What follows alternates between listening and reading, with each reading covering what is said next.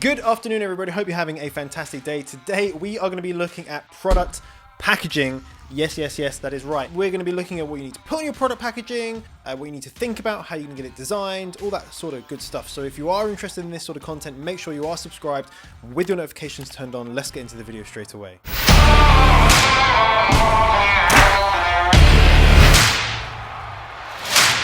Welcome if you're new here, welcome back if you're not. My name is Jonny Bradley, I'm founder of the Seller Pro Academy, where we help ordinary people create extraordinary things, just one product at a time. I have some products in front of me. These are things I just happen to have laying around the house. I don't have many Amazon products here right now, because normally I just throw away the packaging when they do arrive, but I do have mine. So, and actually no, this came from Amazon as well, so we're going to be looking at that. And product packaging is so important when you are selling a product, when you're selling a physical product and you have a brand. And I want to tell you a little story about why I value product packaging so much and why I think you should too. For those of you that don't know my backstory, I spent a lot of time working for Apple, and Apple put a huge amount of pride into their packaging, so much so that they have an unboxing team, a group of people, a team of people that are assessing the unboxing experience as a customer would do. They even think about how long it takes for the iPhone to slide out the box, just like that. The iPhone is then presented to you. You have all these things. What does it look like? You have the AirPods or whatever, the EarPods. What do they look like? How does it feel to open it? So that when a customer's unboxing it for the first time and their first experience, maybe owning an Apple product, it's a good experience. It has a high satisfaction rating for the customer. This is something that I'd always been conditioned to believe, conditioned to think. Or if you go into a Apple shop, all the accessories on the shelves that have incredible packaging, just like these guys here, just like Hue, like Hive, just like Hydrofuel. The problem is that when you look at Amazon and you look at all the people selling stuff on Amazon and a lot of private label sellers, they put effort into maybe the product, into the listing, into advertising, but they put very, very little effort into the actual packaging itself. And I think this is a real shame because packaging isn't really that hard to create and it's not really that expensive either. However, it makes a tremendous difference on the customer's satisfaction when they actually get the product delivered. Just think about the last time you ordered something from Amazon and it came in a bag like this. Okay, the perception you have on the product that it's cheap, right? It's the perception that it's cheap, perception that no, they don't really care. They're just selling it to get. Look, the user guide on this is printed on the back of the poly bag.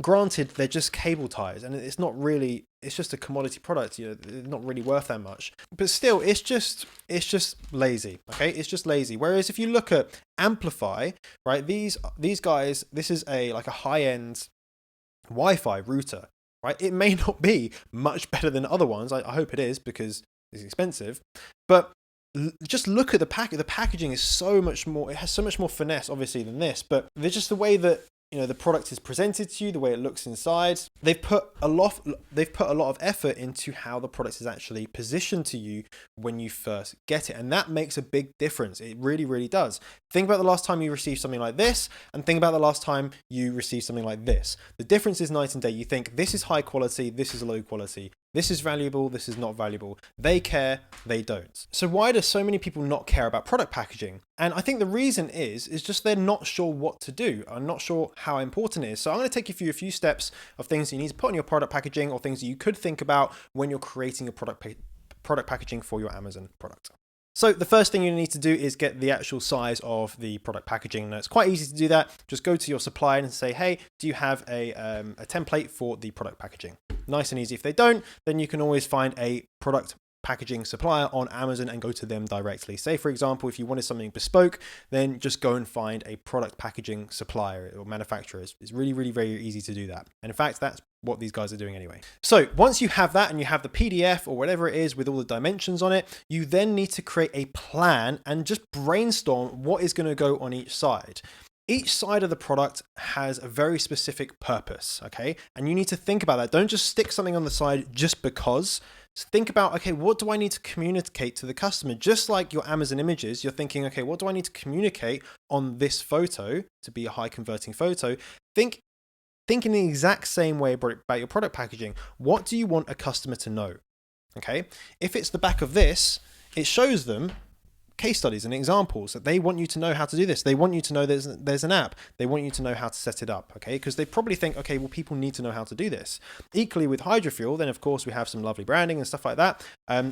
I've got obviously the color on there. They need to know that. We have then information about the app, about how to download it, and then just a little information on the back about what's on the back. Okay. Just so you have the front, you have the back. So that's what I wanted to show people, what it looks like inside. The thing is that every product is going to be different. So there's not a set rule of you must put this on the front, you must put this on the top and this on the side, because like these guys, for example, with Hue, then it's not the most pretty packaging, but they have information about the color, they have information about the power ratings. On the back, they have a load of technical information that they probably have to put there. Like with Canon, they have a whole bunch of technical information in different languages. Okay, so if you have a technical product, then you're probably going to want to put technical information on the back of your product.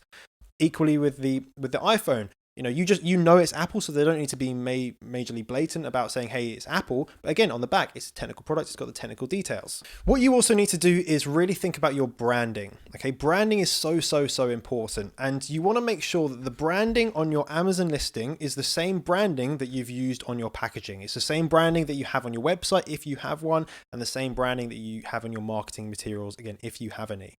You need to have continuity and congruency between what someone sees online and what they get in real life. If they're getting two completely separate things and it looks really high quality online and it turns out to be really low quality in real life, they're going to be dissatisfied, and that's going to end up with potentially a poor review. So what you want to make sure you're doing is that if you have something high quality on Amazon, then you make sure it's high quality in person. The reason is when someone receives this product from Amazon, they have it in their little, the brown boxes, Amazon boxes. They open it up. They want to look at it and go, oh, this is really cool. They look around the box. This is what people do, guys. Just think about the last time you do this. Whenever you get something new, you look at the box, you check it out, and you think, okay, cool. Well, this is the information that I need to know. Okay, how do I do this? Okay, cool. So what I like to do is I like to picture a few things, right? The first thing I like to do is picture this on a shelf. Okay, what happens if this was to be on a retail shelf, like it was in John Lewis or something, right? What would it look like? Would it make someone want to pick it up and look at it? What people do, this is always what people do, when they look at products in shops, they look at the front and they turn it round and they look at the back. Okay, next time you're in a shop, watch someone do this. This is just what happens. They think all the information is on the back. So make sure the back of your product have some information, right? For me, I actually put it on the side, okay? And the reason I put it on the side is because on the back, I want the back of the product, right? Where in front of the products, back of the product. So it doesn't have to be on the back, but it definitely has to be there. Canon, they've got it on the side and the back. Obviously with the iPhone, then they have it on the back. It would look ridiculous on the side. With Hive, they've actually got it on pretty much all the sides. So first of all, picture it on a shelf and just see, would I want to pick that product up? The second thing you want to do is think about what it would be like to receive this in the post. What it would be like to unbox it. And would it look like this? And just be like, oh, then my product's arrived.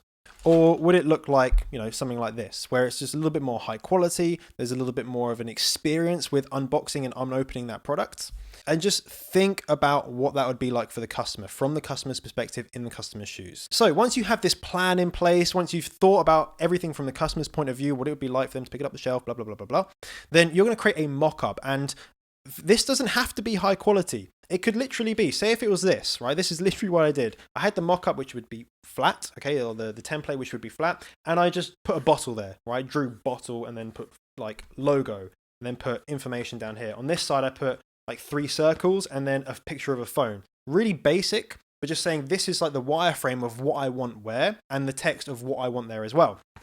And then just keep doing that. It doesn't have to be high quality. It just has to be a wireframe for a designer to go and take influence from it, still use their creative skills, but they will be able to know exactly what you want and where you want it, and sometimes why you want it to be there. Of course, there are a few things that you're going to need when you're selling on Amazon. You need a barcode. I would always have the barcode put onto the product packaging if at all possible, rather than stickered, just for the sake that stickers look a bit messy because they're put on sideways, or they kind of put on a bit wonky, and that has an impact on if something is deemed to be high quality or not. Just have it on the packaging. If you do have something like me where I have like a blue background and some water and stuff, make sure it is in a white box. Okay, so you can see there is in a white box to make sure it's fully scannable and it's obviously big enough to be scanned. There are some legal information that you would need either in the product insert, somewhere in the product, or on the packaging. So things like the company name, trading number.